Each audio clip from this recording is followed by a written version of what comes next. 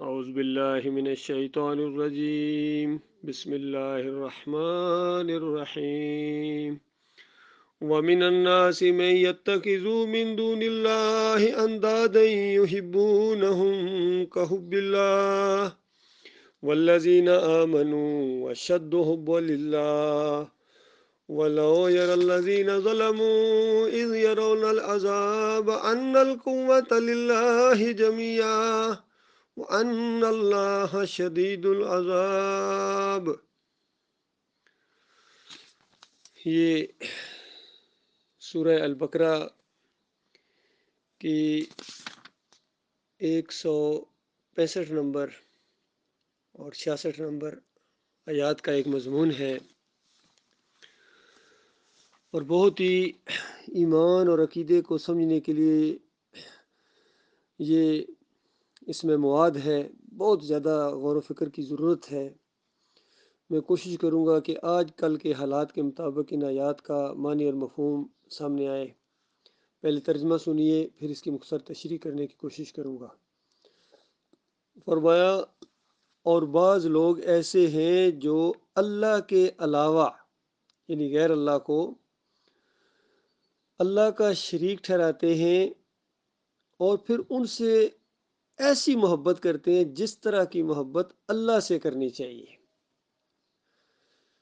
اب یہ شرک کو کھول کھول کے بیان کیا جا رہا ہے تاکہ کونوں خدروں کے اندر اگر کوئی شرک ہو تو اس کو نکالو اور پہچانو اس شرک کو۔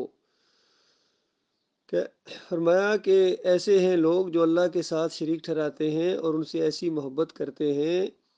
جس طرح کی محبت اللہ سے کرنی چاہیے۔ دیکھیے، ویسے تو انسانوں سے محبت کرتے ہیں، حتیٰ کہ جانوروں سے بھی پیار محبت ہو جاتا ہے،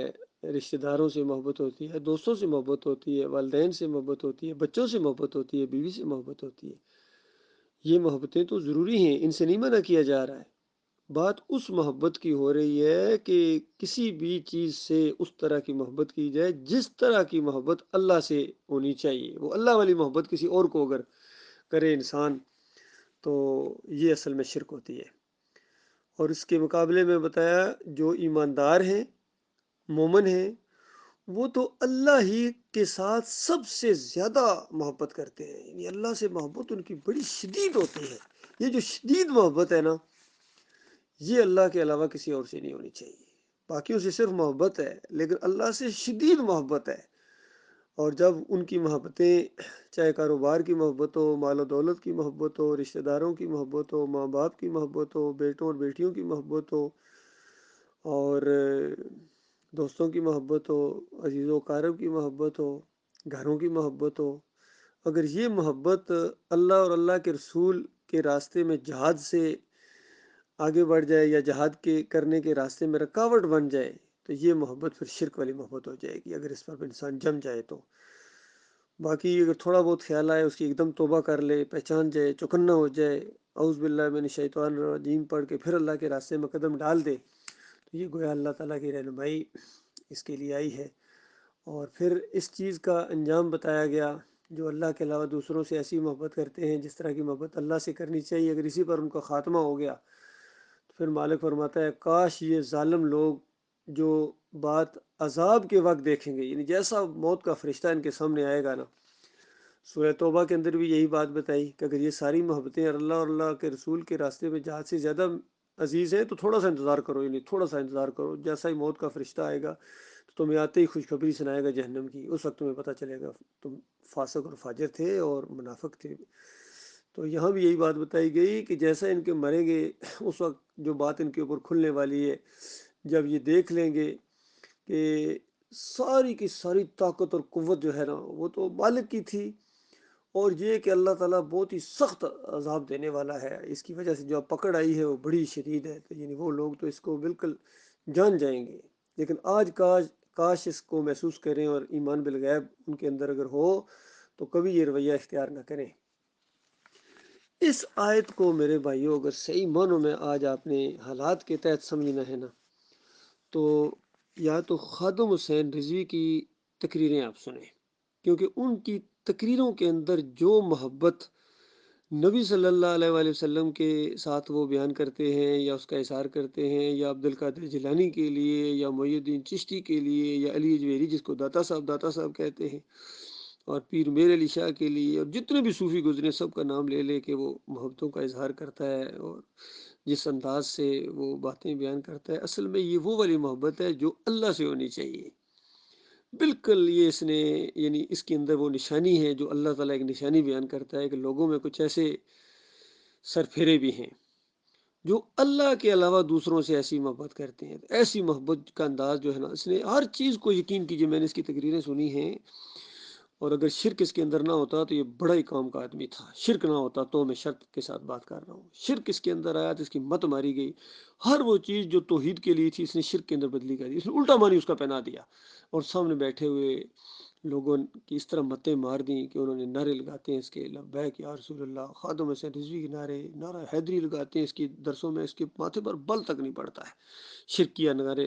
سنتے ہوئے، ذرا برابر اس کے اوپر کوئی بے چینی نہیں کیفیت ہوتی ہے، اور ایسا ماحول اس نے بنا دیا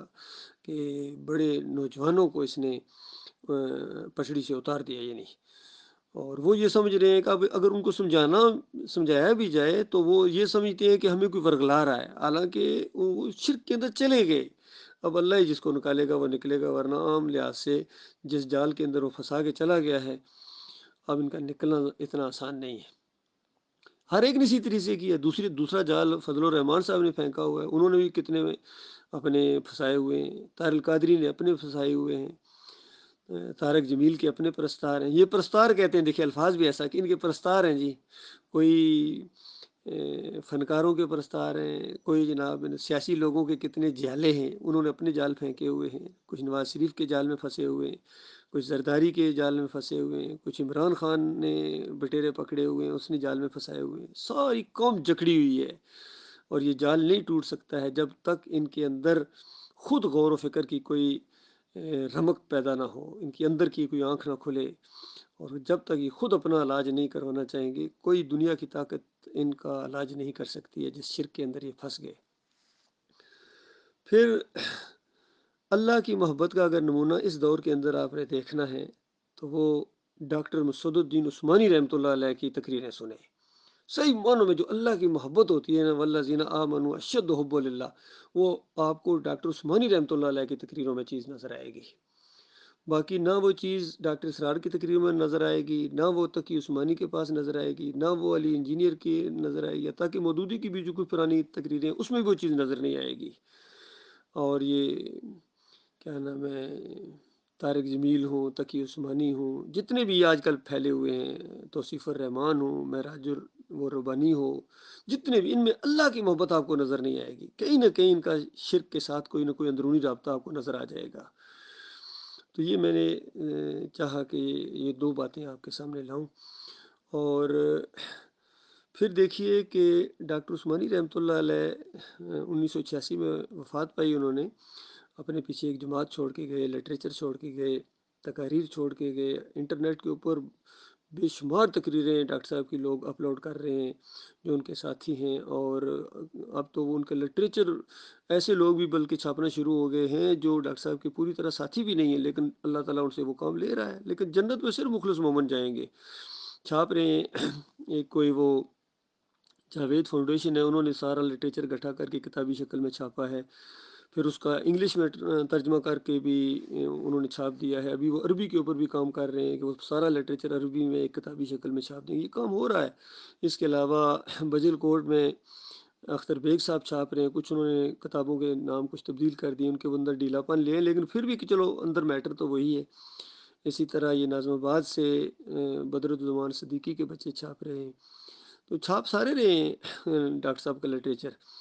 اور دعویٰ بھی کرتے ہیں کہ ہم ڈاکٹر عثمانی رحمۃ اللہ علیہ کے ساتھی ہیں، لیکن اصلی ساتھی جو ان کے ہیں ڈاکٹر صاحب کے وہی ہیں جو اس راستے پر ہیں، ایمان خالص کے اوپر ہیں، توحید کے اوپر ہیں، رد شرک کے اوپر ہیں، کفر بالطاغوت کے اوپر ہیں، وہ تو بہت تھوڑے رہ گئے ہیں، البتہ پھر بھی وہ منظم ہو گئے ہیں۔ انہوں نے کراچی کو بلکہ اپنا مرکز بھی اب شفٹ کر دیا لاہور میں، چونکہ کراچی والوں نے اس ایمان عقیدے کی قدر نہیں کی ہے، اب یہ قیادت گویا ان کے ہاتھ سے چھین گئی ہے۔ اب لاہور میں جو ہمارے کمال خان صاحب ہیں ان کو امیر بنایا ہے، اور اللہ کے بھروسے کے اوپر ہم نے اس دعوت کو جاری رکھے ہوئے ہیں، ایمان کی اس شمع کو انشاءاللہ ہم بجھنے نہ دیں گے۔ تو اس انداز سے میں نے کہا آپ کے سامنے یہ لاؤں تاکہ ایمان اور شرک کا بالکل واضح ثبوت آپ کے سامنے آ جائے کہ آج کے دور کے اندر جس طرح محمد حنیف نے لوگوں کو اپنا گرویدہ بنا دیا اور اپنی محبت میں اس طرح جکڑ دیا جال کے اندر کہ اب ان کے سامنے اللہ کی بات بھی بالکل کوئی اثر نہیں کرتی ہے، جس طرح کہتے ہیں نا بھینس کے سامنے بین بجانا، اسی طرح محمد حنیف کے جو ساتھی ہیں ان کے سامنے قرآن اور حدیث کو پیش کرنا اور بخاری کی روایت کو پیش کرنا، ڈاکٹر عثمانی رحمۃ اللہ علیہ کی تقریروں کو پیش کرنا، رد شرک میں جو ہیں ان کے اوپر کوئی اثر نہیں ہوتا ہے۔ تو یہ بہت بڑی بدبختی ہے۔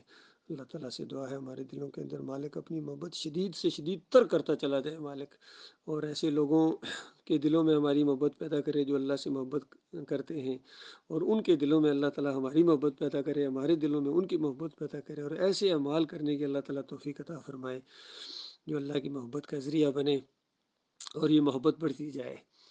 پھر اللہ ہی کے لیے جئیں اور اللہ ہی کے لیے مریں، اللہ ہی کے لیے کسی سے دوستی رکھیں، اللہ ہی کے لیے کسی سے نفرت رکھیں، کسی کو مال دیں تو اللہ کے لیے دیں اور روکیں بالفعل نہ دیں کسی سے، وہ بھی اللہ ہی کے لیے روکیں، برائیوں سے منع کریں اللہ کے لیے، ایمان کی دعوت دیں، توحید کو پھیلائیں اللہ کے لیے، اور ہمارا مالک اور خالق خوش ہو۔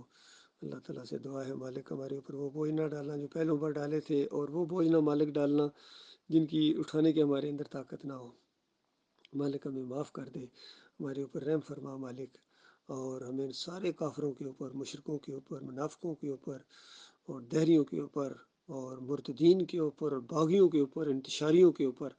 اللہ تعالیٰ ہمیں غلبہ عطا فرمائے۔